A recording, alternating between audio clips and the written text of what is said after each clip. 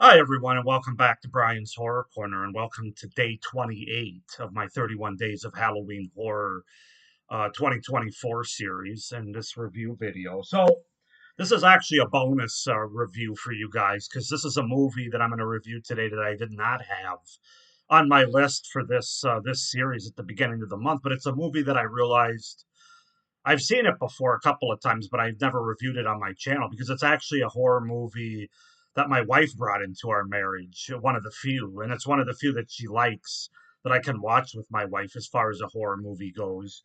And that movie is from 1999, Tim Burton's Sleepy Hollow with Johnny Depp and Christina Ricci.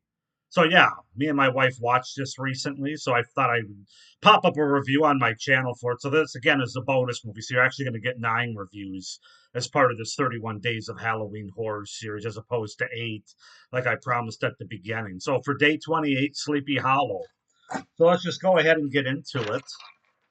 Sleepy Hollow is a 1999 gothic supernatural horror film directed by Tim Burton. It is a film adaptation loosely based on Washington Irving's 1820 short story, The Legend of Sleepy Hollow.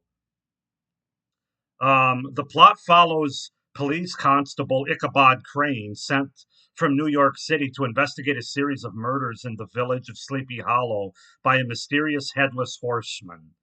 So in 1799, New York City Police Constable Ichabod Crane is dispatched to the upstate Dutch hamlet of Sleepy Hollow, which has been plagued by a series of brutal murders. A wealthy father and son and widow received I'm sorry, which has been plagued by a series of brutal murders of a wealthy father, son, and widow, received by the insular town elders, the wealthy Baltus Van Tessel, town doctor Thomas Lancaster, and the Reverend Steenwick, notary James Hardenbrook, and magistrate Samuel Phillips. Ichabod learns that locals believe the killer is the undead apparition of a headless horseman, mercenary from the American Revolutionary War who rides a black steed in search of its missing head. Ichabod begins his investigation skeptical of the paranormal story. Boarding at the house of Baltus Van Tessel and his wife Mary Van Tessel, he is taken with Baltus's daughter Katrina by Baltus's dead wife Elizabeth. When servant Jonathan Masbath is killed, Ichabod takes Jonathan's son, young Masbeth, under his wing. They both exhume the victims on a tip from Phillips. Learning that the widow died pregnant, Ichabod later witnessed the horseman killing Phillips. Shortly after, he, young Masbeth, and Katrina venture into the western woods where a crone witch reveals the location of the horseman's grave at the Tree of the Dead. Ichabod digs up the horseman's grave and discovers the skull has been taken, deducing that it has been stolen by someone who now controls him, and that the tree is a portal to the living world, into the living world. So that's a long way of giving you the synopsis and the beginning of Sleepy Hollow from 1999.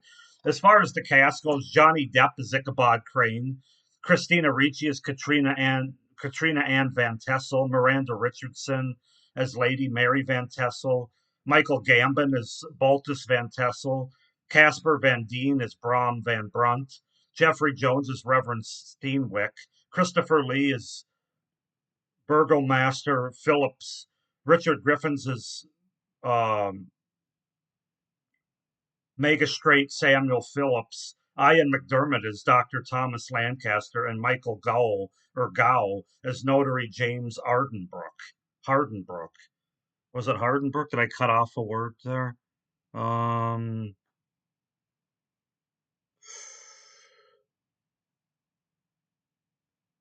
just a second, guys. I want to get this right. Yeah, James Hardenbrook. I cut off a word when I was putting my cast notes in. But anyway, that's the setup, the premise, and the cast for the 1999 Tim Burton film Sleepy Hollow. Um, this is a good Halloween October watch that I enjoy for the most part. Like I said, it's a movie that my wife brought into our marriage, so it wasn't one that I added to my collection here.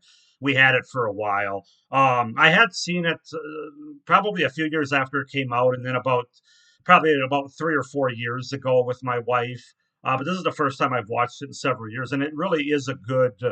Obviously, it doesn't take place on Halloween, but it's got all the Halloween vibes and atmosphere that you could want for an October watch. So, yeah, Sleepy Hollow. Let's go ahead and get into it, starting with the things that I like about the movie, my pros.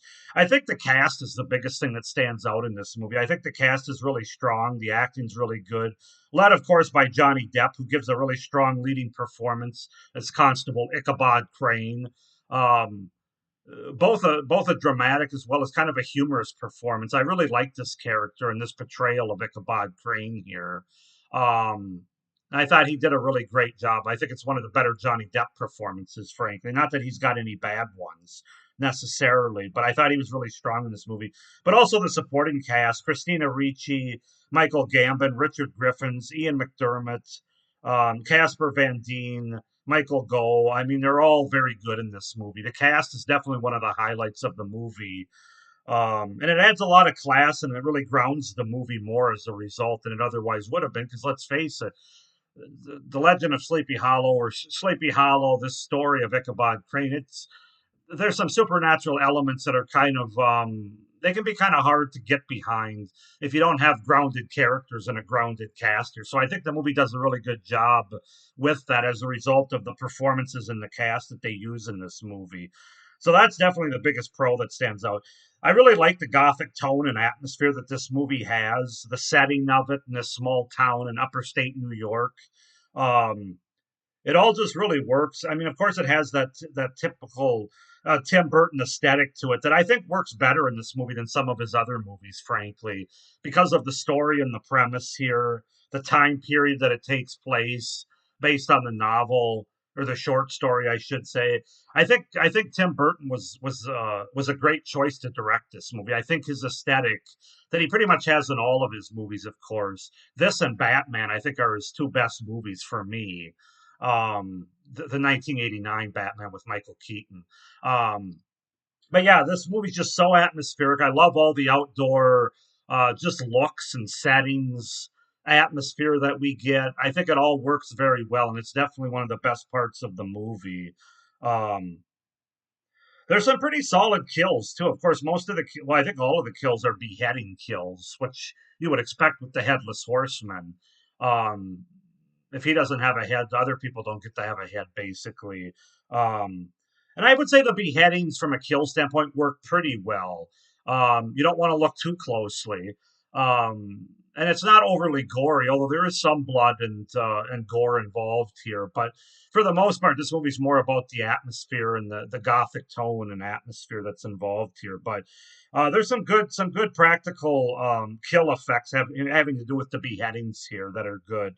And then finally, I have to say, kind of getting back to Johnny Depp's character and his performance, I kind of forgot, but I enjoyed the lighter moments of humor that this movie has. I mean, it is more of a dark movie overall, but it does have there's lighter, humorous moments, particularly having to do with Johnny Depp's character of Constable Ichabod Crane, where he's a little bit of out of his element, you might say, when he comes to this town, and with the supernatural element as well, he's kind of out of what's the expression?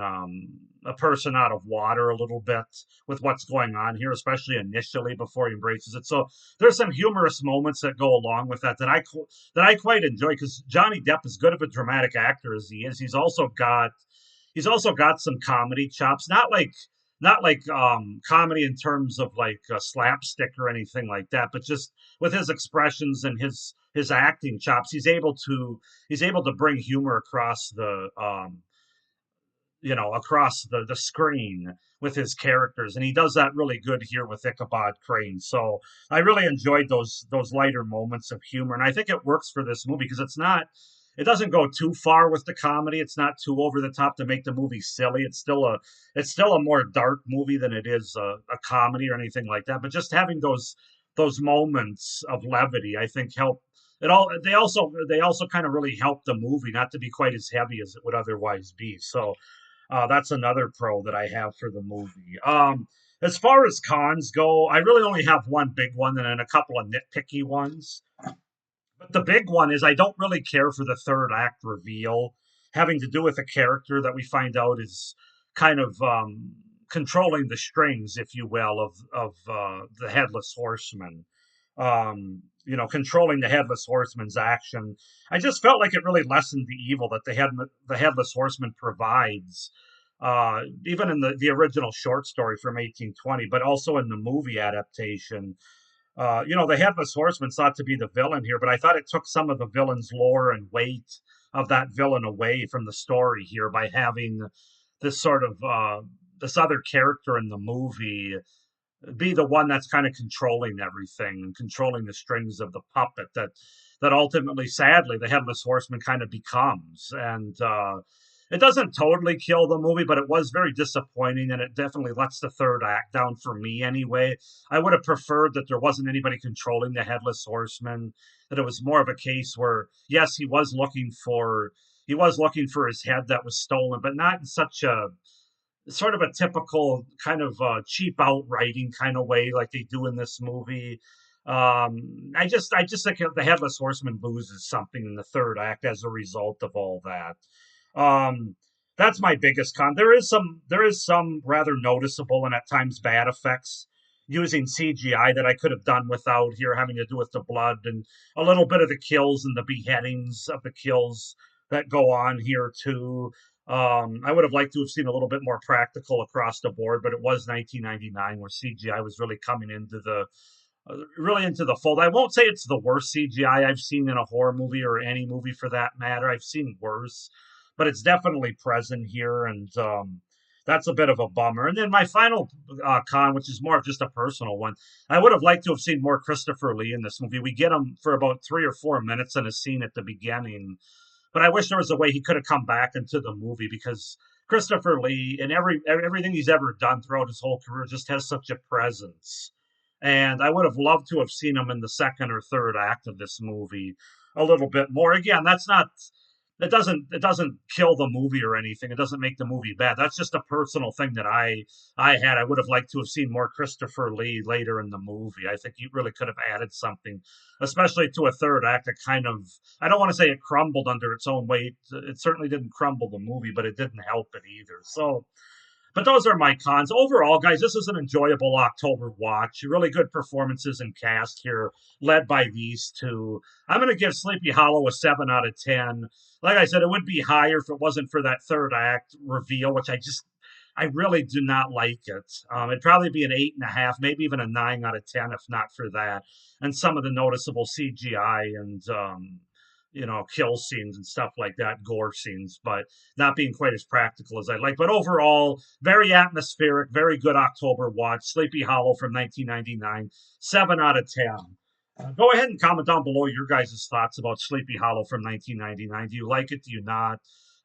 Comment down below. Please like this video, hit the little notification bell, and subscribe to my channel so you don't miss any of my last few reviews for this 31 Days of Halloween Horror 2024, but also what I have coming out the rest of this year, only a couple months left and into next year.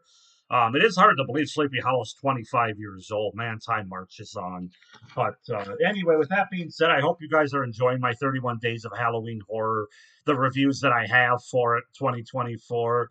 And thank you for watching. I hope everybody's doing well. But as always, stay scared. Bye.